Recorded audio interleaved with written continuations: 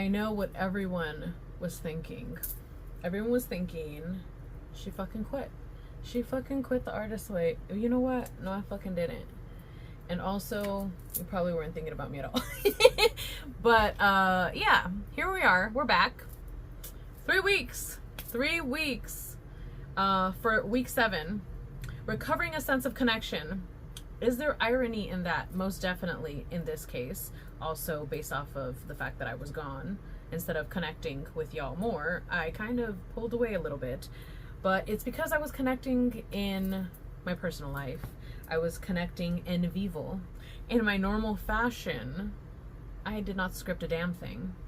Well, actually, in the past, I feel like I bullet pointed a few things that I didn't want to forget to say. And now I literally did not do any of that. And I fear that if I try to do that, this video will just not happen. So we are just going to go along, move along with it. And fuck it, it is what it is. Which is perfect because in this chapter of The Artist's Way, we touch on topics like perfectionism and taking risks, as well as jealousy. I have had my own battle with perfectionism as well as taking risks, and it would have felt so risky to me in the past to start doing things one way, change it up, and then change it up again, and then so on and so forth, to where I just kind of want to be like, it's a hot mess, throw it all away. I feel like I've upgraded from that quite a bit in the last few years, but most definitely within this entire year, I've become a lot better at the balancing of it instead of wanting to throw it all away because it wasn't perfect.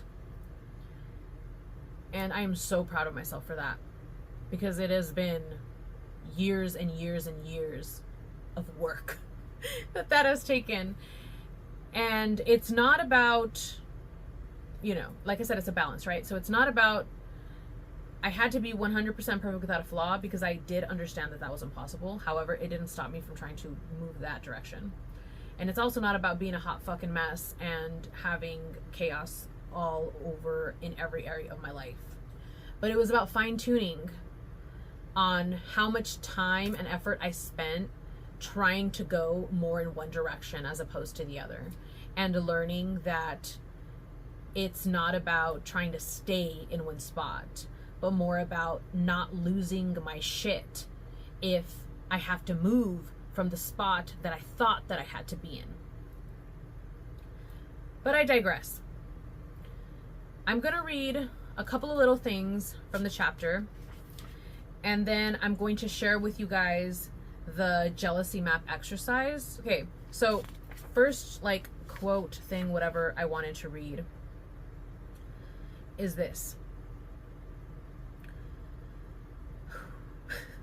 The perfectionist there. To the perfectionist, there's always room for improvement. The perfectionist calls this humility. In reality, it is egotism. It is pride that makes us want to write a perfect script, paint perfect painting, perform a perfect audition monologue. Perfectionism is not a quest for the best. It is a pursuit of the worst in ourselves, the part that tells us that nothing we do will ever be good enough, that we should try again. No, we should not. I'm just gonna let that cook. Let that cook. Then we get into the section talking about risk, and she goes through this section giving us words of advice, basically convincing us as to why we should be taking risks. And the reason this is brought up is because if you have a perfectionist mindset, you are risk averse, right? So how do we face risks? We need to convince ourselves that they're worth it. And that's what she's trying to show us here. The part that I want to read is this. Let's see. There is something enlivening about expanding our self-definition, and risk does exactly that. Selecting a challenge and meeting it creates a sense of self-empowerment that becomes the ground for further successful challenges. Viewed this way, running a marathon increases your chances of writing a full-length play. Writing a full-length play gives you a leg up on a marathon.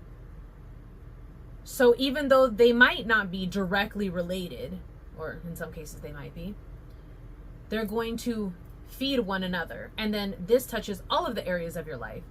Because once you start seeing you took the risk, you did the thing, and either A, nothing happened, you were worried for nothing, or B, something did happen, but guess what? It wasn't the end of the world. You start being more bold with who you let yourself be, which essentially would be more of yourself. Next section, jealousy. And she has touched on jealousy before, and I spoke about it as well. I think it was a few weeks back or whatever. She has you create 3 columns: who, why, and then what does she call it? Action antidote. So who are you jealous of? Why are you jealous of them? And then the action antidote. So she gives examples. She writes, who? My sister Libby. Why? She has a real art studio. Action antidote. Fix spare room. So the idea here is to show you what that gap is.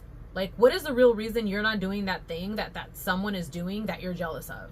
So if someone is driving a car and you don't even know how to drive a car, right? Like, somebody is driving a car and they're talking about how they're so happy that they're now able to drive because they got their license, right? Let's just say they just got their license. And you're jealous of so-and-so. Why? Because they're driving. Action antidote, learn how to drive, right? Instead of getting stuck and essentially, you know, becoming a victim of your own jealousy, move closer to that thing. That's what she's saying. And then she says, even the biggest changes begin with small ones. Green is the color of jealousy, but it is also the color of hope. When you learn to harness its fierce energy on your behalf, jealousy is part of the fuel towards a greener and more verdant future. I feel like this is oversimplifying it, but I think that's the point. And there are going to be things that we want to be able to do that might be really, really far because of where we're at now. But you're not going to get any closer by staying where you're at. And I also think that when you start making moves towards the things that you say you want, it creates another snowball effect where you start seeing that it does become a little bit more reachable, a little bit more possible. Or in some cases, you end up deciding, hey, you know what? I really didn't really want that thing. I just thought I did because it looked cool. And in this process, I learned to actually want something else. And now I feel so much more prepared to actually go for that other thing instead. And that's also a beautiful discovery. I guess I'm saying that because I also don't want to be, I don't want to come off as like, oh, you just don't want it bad enough, or you're not working hard enough. I don't want to come off that way because obviously there's like so many reasons why so many people find themselves in certain situations. It can get complicated. Humans are complicated. But I think this is also a good way, this exercise is also a good way of seeing, like I said, how far you are from that thing. And maybe kind of also readjusting what it is that you're chasing. For example, education, right? Like, let's just say you're in pursuit of a bachelor's degree. You haven't even graduated high school. Of course it feels far away. So maybe that shouldn't feel like that's like your main goal yet. Maybe you know that you want to get there eventually, but you need to look at your main goal as, I just need to graduate high school first. And right now, that's where my attention is. That's where my focus is. And I know, because it's related to that larger goal that I'm not going to be focused on, that I'm still on the right path because it's related to that. And I guess I just wanted to say that because I've found myself in that situation quite a few times where I really want to think big, but then I think too big, not in the way that it's too big for me to have, but in the way that it's so far away, like time-wise, that it starts feeling like it's not within my reach, which makes me feel that I shouldn't even bother. But I feel like this is all like basic goal setting type of info. You know me. I'm just riffing here. I have done 5 of the tasks, which was my my measurement for like success when it came to the tasks. It was complete 5 out of the 10 at least. And yeah, I did all of them. I particularly really enjoyed doing the mini artist date. So even though I didn't do a full-blown artist date at all, I did do this mini artist date. And she says here, give yourself time to listen to one side of the album just for you, of an album just for you. You may want to doodle as you listen, allowing yourself to draw the shapes, emotions, thoughts you hear in the music. Notice how just 20 minutes can refresh you. Learn to take these mini artist dates to break stress and allow insight. I love this because this exercise would also pair great with learning to connect with your inner voice, your higher self, your intuition, eventually your psychic skills, abilities, and even if you have trouble with meditation, help you bridge that gap, get to that point to where you can meditate. I think that's why this example of an artist date was just like really, really well placed, especially because I knew that I wasn't going to be having the time and I wasn't going to make the time for my actual big artist date. And this helped me like kind of cushion the blow of that reality.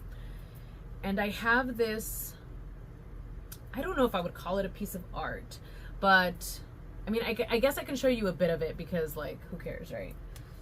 Let's see. Okay. Sorry, plant. So this is my sketchbook.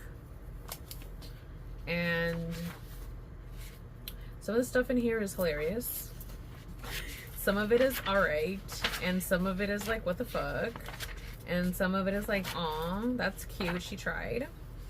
And this is actually something I'm proud of, which y'all might be like, what the fuck is that? But oh well, it is what it is. I started this when I was first doing the artist way the first time, and I never finished it, and it's still not done. But I spent, I want to say 30 minutes adding to it. So it says psychic right here, it says witch, but I actually also did witch back here, but that's like really raw and like barely outlined. And I did this just to see what I could do. Like, I wasn't trying to make it something cool or badass, even though I think it looks cool now. But I wasn't trying to do that. I was just trying to make something that I could hang on my wall that said psychic witch. Like, I wanted that to be like displayed in this very small room that barely has any wall space. I wanted to have that. And so then I started to create it. And I did it with the idea that it was totally fine to mess up, but I was also needing to take responsibility with what I was going to do with what I would call a mess up. So the entire pieces are done with pen. And if I fuck up or I go too far or I swirl too much, or it is what it is, I have to just work with it. And that's what's made it such an important piece for me. And I put in like 30 minutes into this thing. And I feel like, okay, maybe I can see somewhat of a difference, but not really. And I'm like, damn, like that's crazy.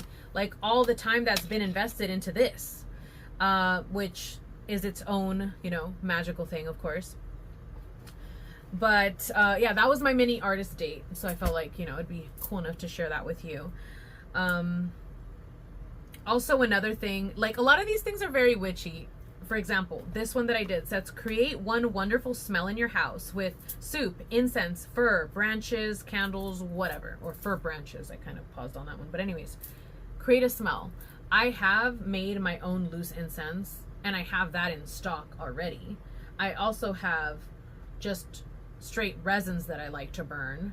I have my copalero right here.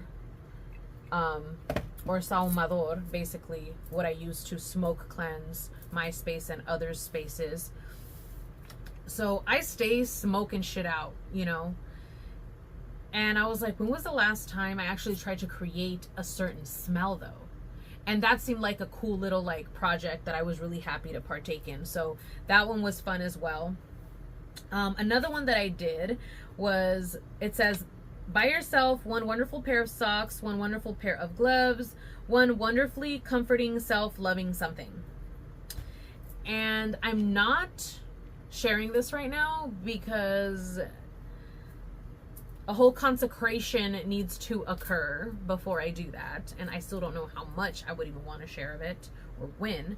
But I did purchase myself a new grimoire book of shadows. And this one, she's different. She's very different. And I went onto a whole fucking TED Talk about why this one means so much to me and what it means to me to even purchase this particular size and look of a grimoire with my friend. Sometimes I feel so bad for her because she always, like, we're on WhatsApp and we send each other voice messages all the time, and you know, we have our boundaries.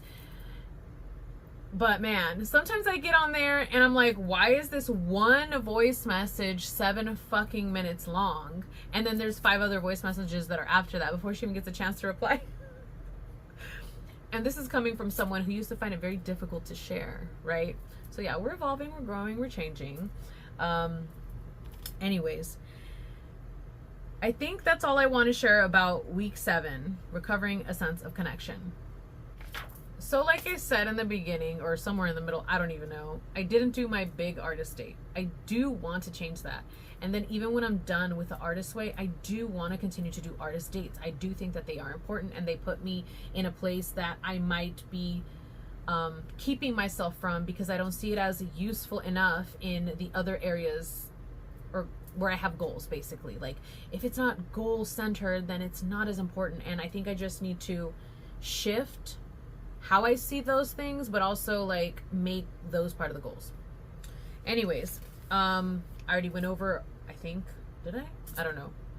I did not do morning pages every day, and on the days that I did do it, I would find myself having to come back to finish them because I could only get like 2 pages done at a time.